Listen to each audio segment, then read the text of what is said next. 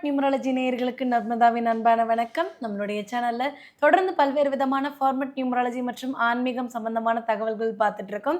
அந்த வகையில இன்னைக்கு நம்ம பார்க்க போற இந்த ஒரு பதிவுல நேயர்கள் கேட்டிருக்கக்கூடிய பல்வேறு விதமான கேள்விக்கு தெளிவான பதில் கொடுக்கறதுக்காக நம்ம கூட இன்னைக்கு ஃபார்மட் நியூமராலஜியினுடைய தந்தை டாக்டர் மகா தனசேகர் ராஜா அவர்கள் இணைஞ்சிருக்கிறாங்க. வணக்கம் சார். வணக்கம்மா.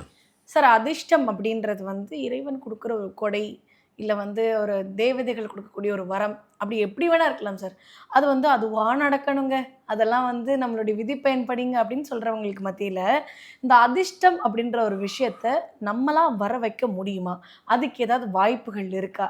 செயற்கையா அந்த விஷயத்த உருவாக்க முடியுமா? அப்படின்ற மாதிரியான நெறைய சந்தேகங்கள் நேயர்களுக்கு இருக்கு. ஸோ அத பத்தி எங்களுக்கு கொஞ்சம் தெளிவுபடுத்துங்க சார். இயற்கையா மட்டும் அதிர்ஷ்டம் அவங்களுக்கு மட்டும். அப்போ அவங்க அதிர்ஷ்டசாலி, நாங்கள் மற்றவங்களாம் என்ன சார்? அவங்களுக்கு இயற்கையாக கொடுக்கப்பட்ட அதிர்ஷ்டம், உங்களுக்கு செயற்கையாக கொடுக்க போகிற அதிர்ஷ்டத்தை கொடுக்க போகிறோம். இன்றைக்கி தான் இயற்கையும் செயற்கையும் கிட்டத்தட்ட வந்துட்டாங்கல்ல. ஆனா சார், செயற்கையா நம்ம ஒரு பொருள உருவாக்கிக்க முடியும். ஒரு மரத்த, செடிய, கொடிய உருவாக்கிக்க முடியும். அதிர்ஷ்டத்த எப்படி சார் உருவாக்க முடியும்? உருவாக்கணும். அதுதான் ஃபார்மட் நியூமராலஜி. அந்த மாதிரியான ஒரு மேஜிக் வித்த கூட பண்றதுக்கு நம்மளுடைய ஃபார்மட் நியூமராலஜில இடம் இருக்கு. சயின்ஸில் எல்லாம் ஜெயிச்சிட்டாங்களே. சயின்ஸில் இயற்கையோடு செயற்கையும் பக்கத்தில் வச்சுக்கிட்டு ஒட்டுமாங்க செயற்கை தானே. மரத்திலே இயற்கையோடு செயற்கை மரம் வந்திருக்கு இல்லைங்களா, அது உண்மை தானே. அவ்வளோ பெரிய தென்னை மரம் இவ்வளோண்டாக்கிட்டாங்க. அவ்வளோ பெரிய மாமரம், இவ்வளோண்டு மாமரத்தில் இவ்வளோண்டு தான் மரம். மாமரம் தொங்குது, மாம்பழம் இருக்கு, பலாப்பழம் இருக்கு, எல்லாமே பாசிபிளா இருக்கு. அதிர்ஷ்டத்தையும் பண்ண முடியுன்றீங்க.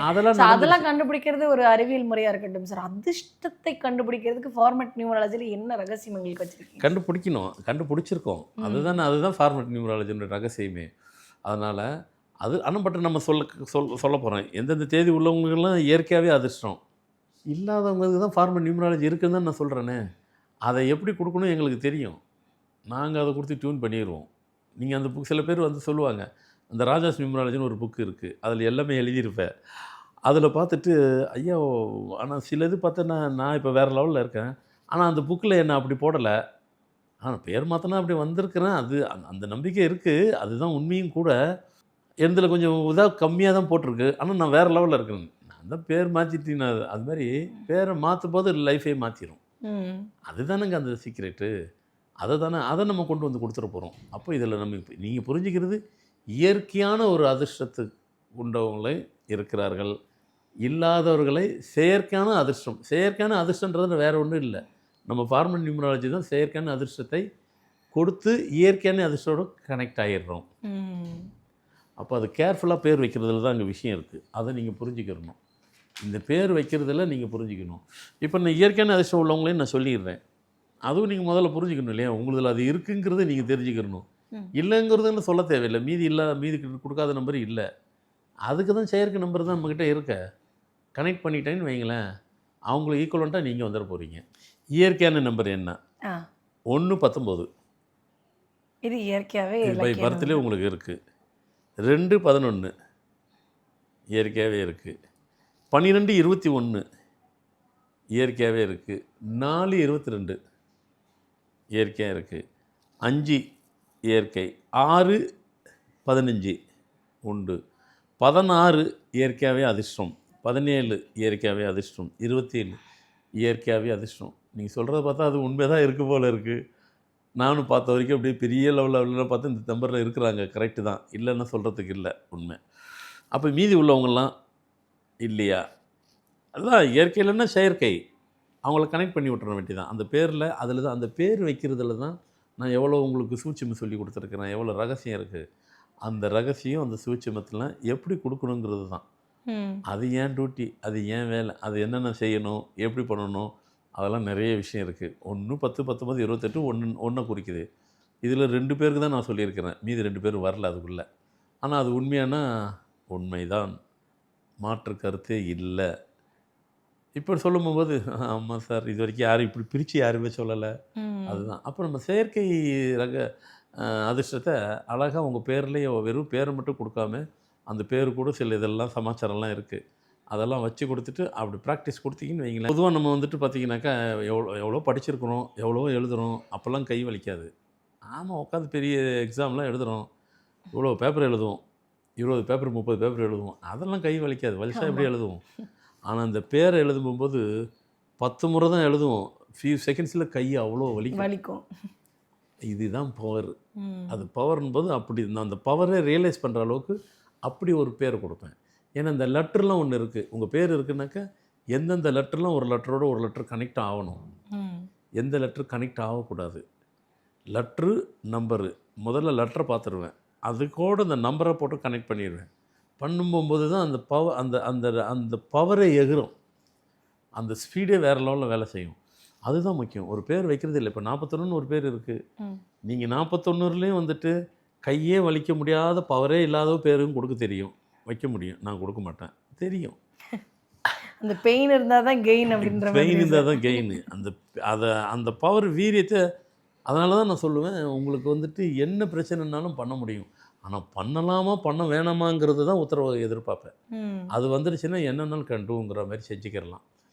அந்த பவர் சில பேருக்கு வந்துட்டு கொஞ்சம், ஐயா நான் 15 வருஷத்துக்கு முன்னாடி பார்த்தேன், கொஞ்சம் அப்படி இப்படின்னுவாங்க, அதை கொஞ்சம் அனுப்புங்க அப்படி போட்டு லேசாக டியூன் பண்ணி இந்த லெட்டர் மாற்றுவேன், அது வேலை செய்யும். ம்.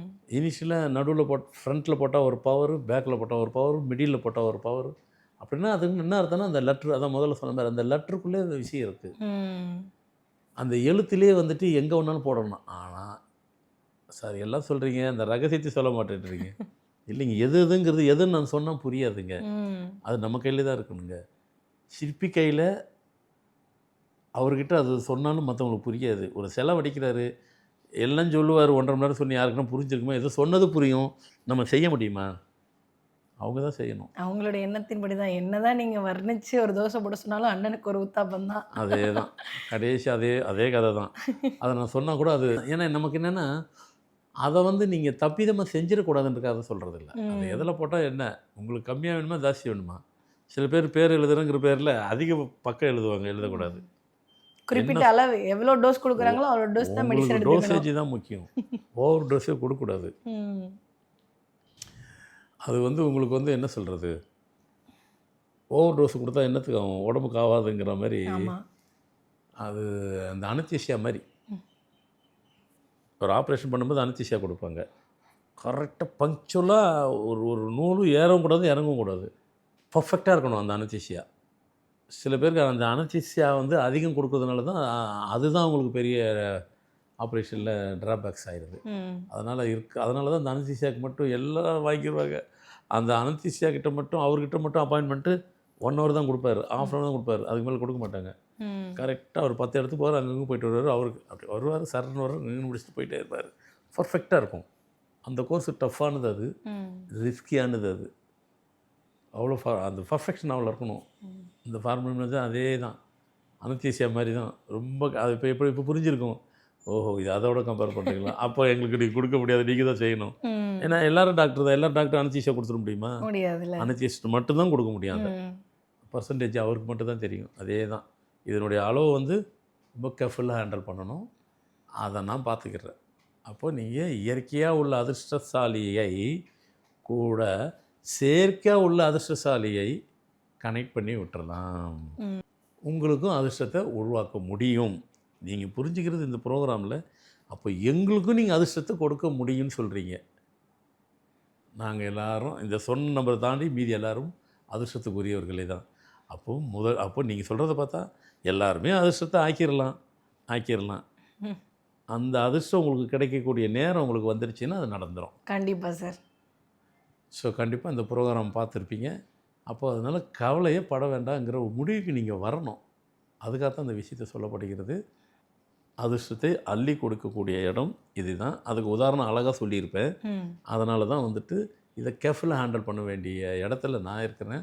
யாருக்கு எதை எப்படி கொடுக்கணுமோங்கிறதுனுடைய கேல்குலேஷன் இருக்குது. அதை அப்படி கொடுத்துட்டு வரேன். கண்டிப்பாக எல்லாத்துக்கும் யூஸ்ஃபுல்லாக இருக்கும். கண்டிப்பா சார். குடுக்குற தெய்வம் வந்து கூரையை பிச்சுட்டு குடுக்குன்னுவாங்க. அந்த தெய்வத்தையே நம்மளால கூட்டிட்டு வர முடியும் அப்படின்ற ஒரு விஷயத்த நீங்க சொல்லியிருக்கீங்க. கண்டிப்பா பார்த்துட்டு இருக்கக்கூடிய நேயர்களுக்கு இது ரொம்ப பயனுள்ளதா இருக்கும் நம்புறோம். ரொம்ப நன்றி சார். வணக்கம்மா.